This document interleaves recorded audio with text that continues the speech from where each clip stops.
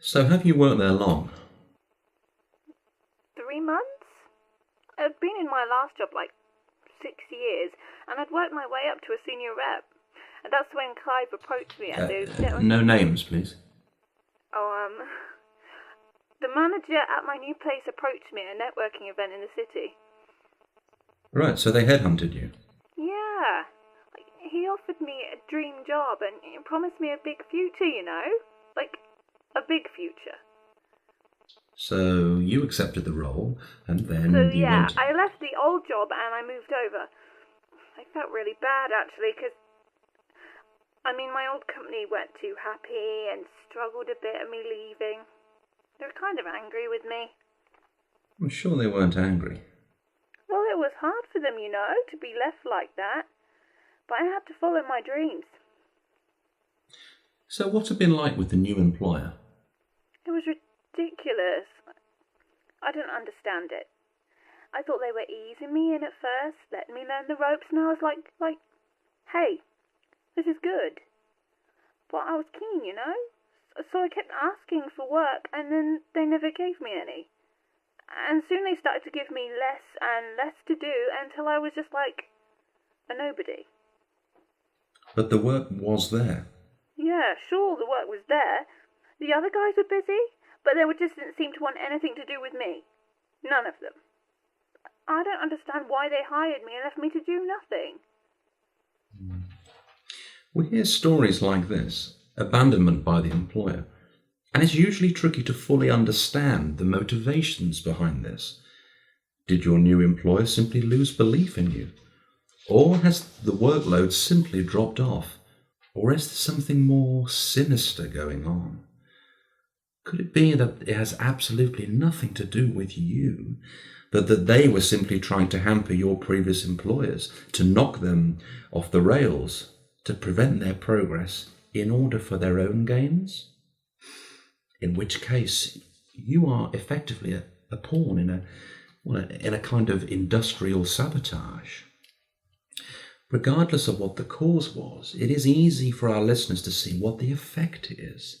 Your career dreams are shattered, and you are effectively being muscled into a almost inevitable resignation. It's a sad story. Sam, the switchboard is lighting up, so if you can stay on the line, we'll take some views from some more of our listeners.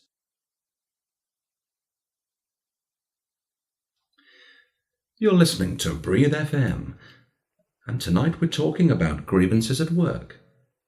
Hello caller, you're on the air.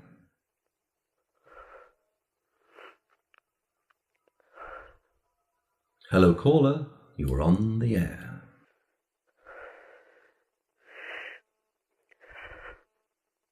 My friend, you're on the air. Talk to us. I'm here to listen to you. Tell us what we can call you, so we can help you with your problems.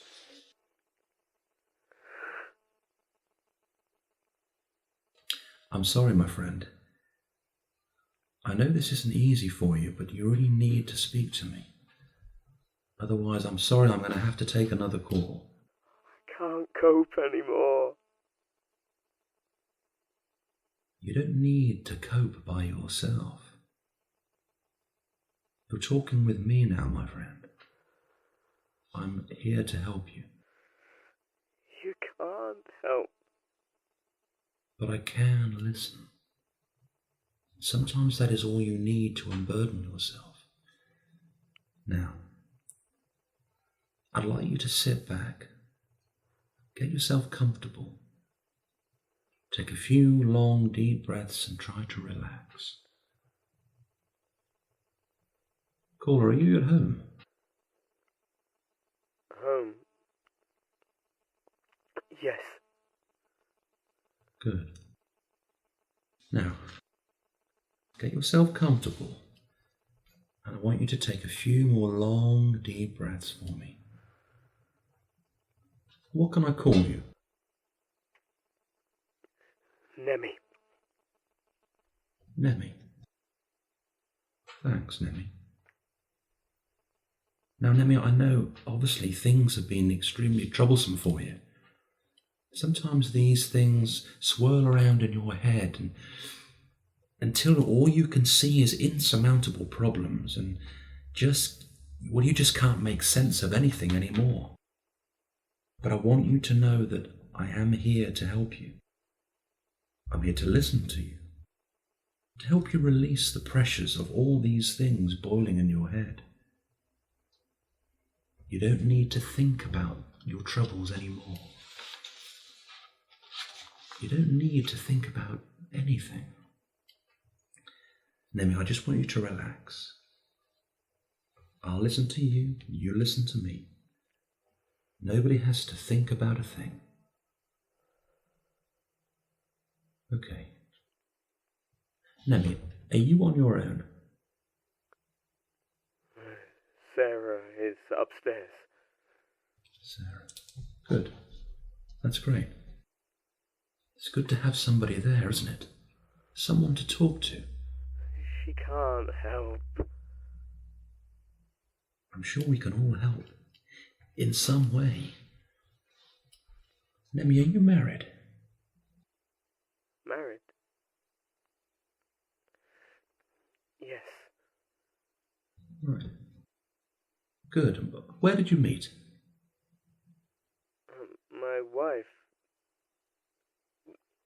We met at school. We were childhood sweethearts. Childhood sweethearts. 13 years. That's brilliant. And you have family? No. We... she wanted children. Desperate for them, but well, you know how it is. It doesn't always pan out. And when we were kids, we were too young to try, and when she wanted one, nothing happened for us, and then... And then?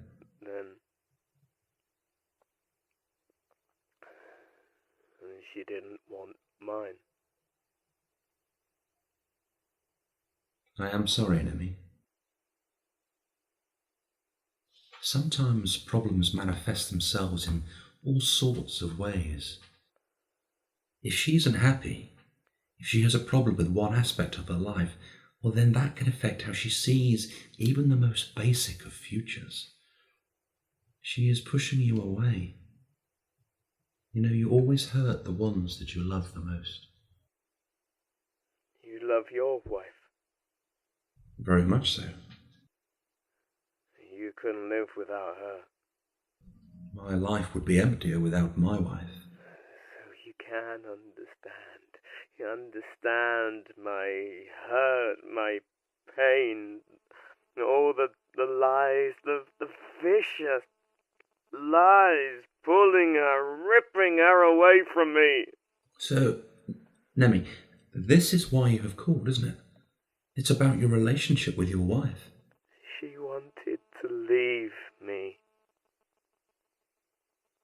But you still love her? Yes. With all my heart. Sometimes it can take more than that.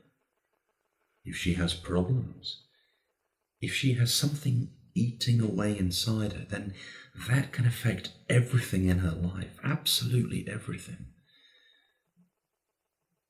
Nemi, can I ask you, does she talk to you about these things? Does she share her problems? I didn't understand what she said.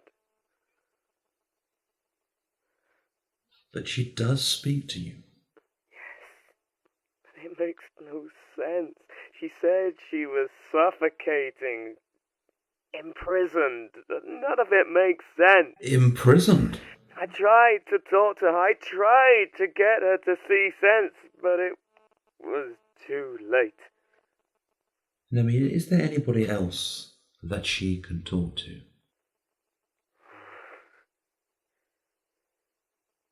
She spoke to you.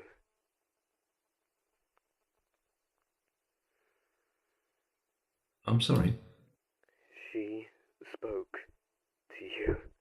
She called your show.